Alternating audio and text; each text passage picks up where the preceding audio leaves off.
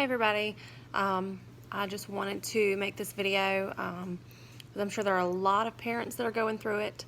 About a little over a month ago, my son turned 10, and we had a very unfortunate thing happen. Not the first time he's had a birthday where something ended up not going very well.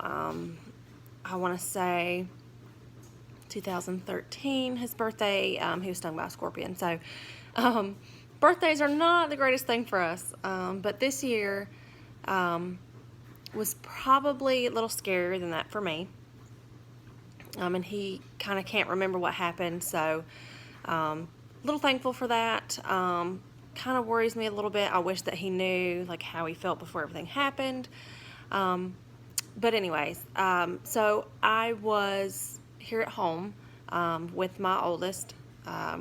He was playing the video game, and my phone rang. I see that it's the school, and of course immediately my thought goes to he's done something he's not supposed to. So I answer the phone, and it's the principal, and he says that Ian was outside at recess. And of course my brain's going, he's done something to somebody, or he said something he's not supposed to, or whatever the case may be. It would not be the first time. And then the next word out of his mouth that kind of threw me for a loop, I was not ready for it, was the word seizure. And I just kind of went into, on the inside of myself, a full-on panic. Not something you expect to hear from the school. Ian had never had a seizure before, so this was totally new for us. So he said that they had called paramedics. They were on their way, and they wanted me to get to the school as soon as possible. Well, we live maybe 5 minutes away from the school, so that was not really a big deal. I kind of came in here to where Gavin was, let him know, like, hey, we got to get some like actual clothes on instead of our pajamas. Like, we have to go to the school. We have to go get Ian. So we throw on our clothes. We run out the door. We get to the school. The ambulance is there in front. We go up to the door, and the principal's standing there. He makes sure that we are who he was expecting. He said, "Well, just follow me." So we go on back, and Ian's back is against the nurse's legs. And the paramedics are down there with their bag trying to check his vitals, make sure that, everything looks good. And when I came around the corner to him, and kind of squatted down in front of him and tried to talk to him, he wasn't responding to us. So that, of course, in a mother's mind is horrible. I was getting mixed things. He hit his head. Maybe he didn't hit his head. I'm not sure. So he kept trying to fight with them, with the blood pressure cuff. He was not happy with it at all. But again, he wasn't speaking to us. So I was really worried that maybe something had happened, because someone said that he fell, may have hit his head. So I was a little bit worried that something more serious had happened.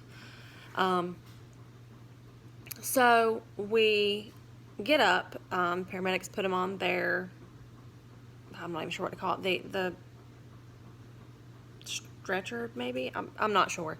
Put him on that, strap him in, we walk up to the front of the school, and of course I've got Gavin with me, I've got my car, like I can't ride with him at this point. Asked him, like, is it okay, are you okay riding by yourself, or do you need us to ride with you? He just kind of shrugged his shoulders like he was okay. So we followed behind the ambulance, called my mom, called my husband at work, called Ian's dad, kind of let everybody know what was going on. So they get us to the hospital. They kind of wheel him in, and at that point he's talking, said that in the ambulance everything seemed fine. They didn't have any issues with him. He was responding well. Huge relief there.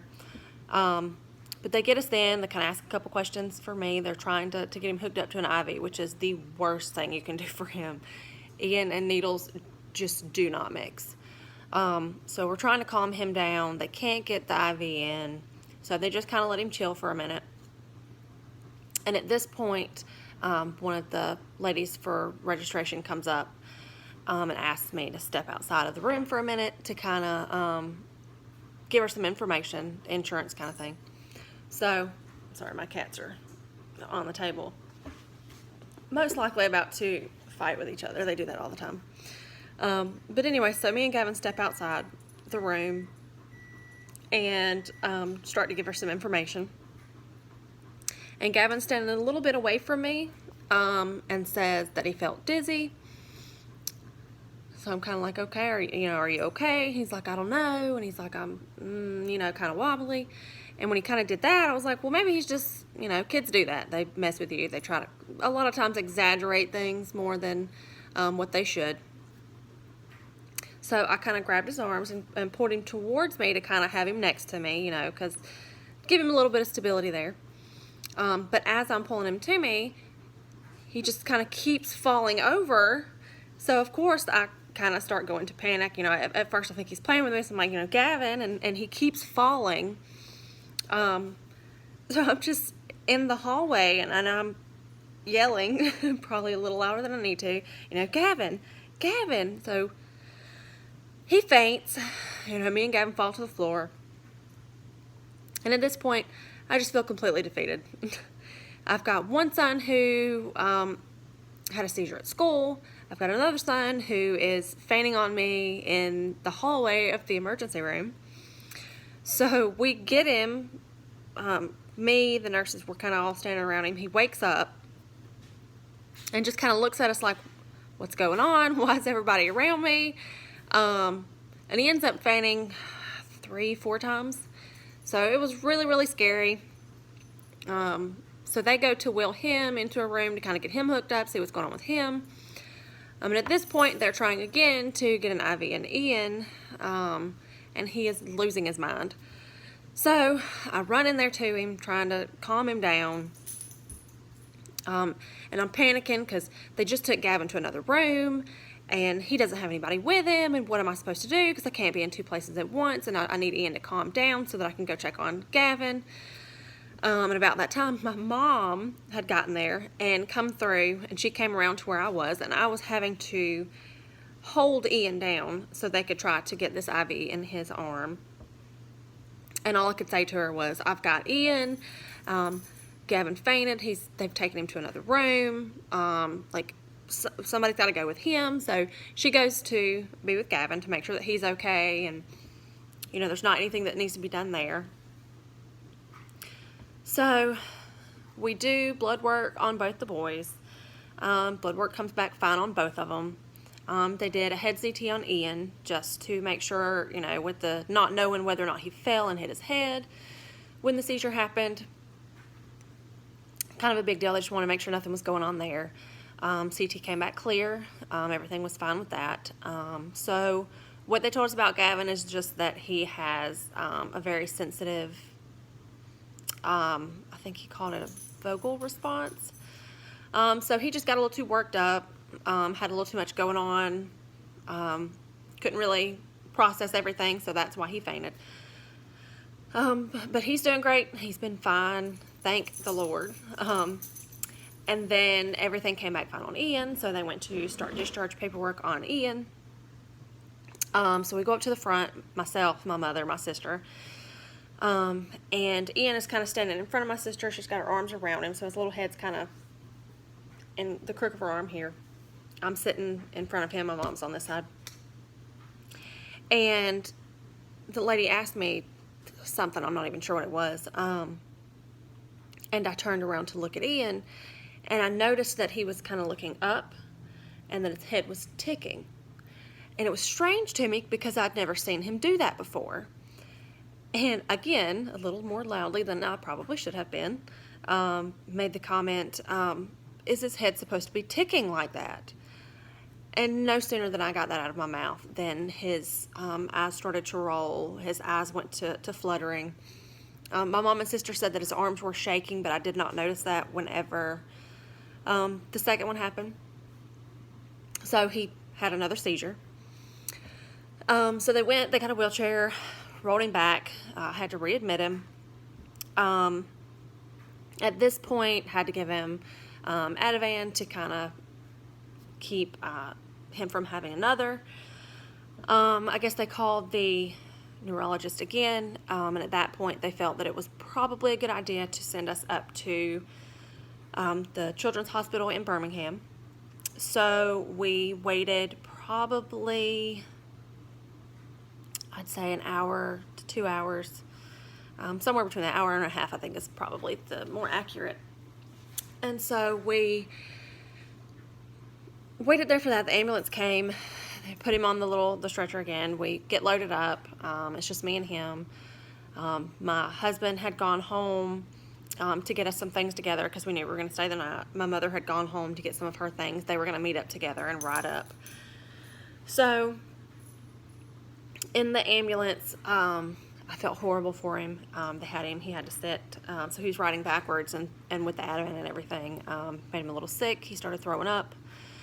So they had to give him a little bit of medicine for that, and after that he was okay. Almost, now this is a 4-hour ride from where we were here at home, at the hospital here. And so we almost completely there. He finally falls asleep. Then we finally get there. They get us out. They pull us in. I have to go back through metal detector kind of thing before I can come through. Then they get us situated. So they take us back to straight back to the ER to kind of get us to where we can get vitals, height, weight kind of thing, which was really difficult because Ian was very irritable at this point. He does not like to be woken up, which is something he gets from me.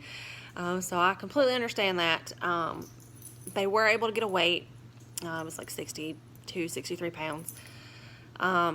As far as the height, I don't think we actually got that from at that point. Anyways, any parent that has ever had to deal with children of Alabama, or if there are any parents out there that are soon to be dealing with them, they were amazing. Super, super sweet, super accommodating. The hospitality was amazing. We saw the pediatric team, we saw the neurology team, and they kind of all said the same thing, that children, this can happen, it's kind of common. Everyone gets a free seizure, so to speak, just one unexplained, unprovoked, kind of out of the blue thing, that it isn't something more serious unless they started to have more seizures. So we didn't really have any answers. What they suggested was to see the pediatric neurologist back home, do an EEG where they can kind of test and see what's going on with brainwaves, to see if he's likely to have any more, if there's something going on that we can't just outright see. Again, they were just so fantastic. We were released the next day. We had lunch,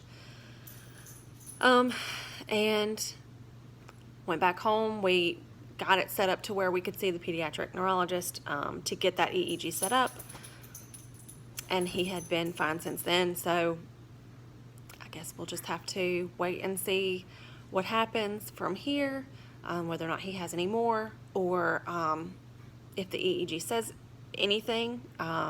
Just kind of waiting game from this point.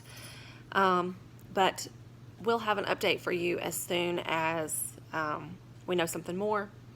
But thanks for watching, and if you don't mind, hit the subscribe button down there at the bottom, and we'll see you guys next time.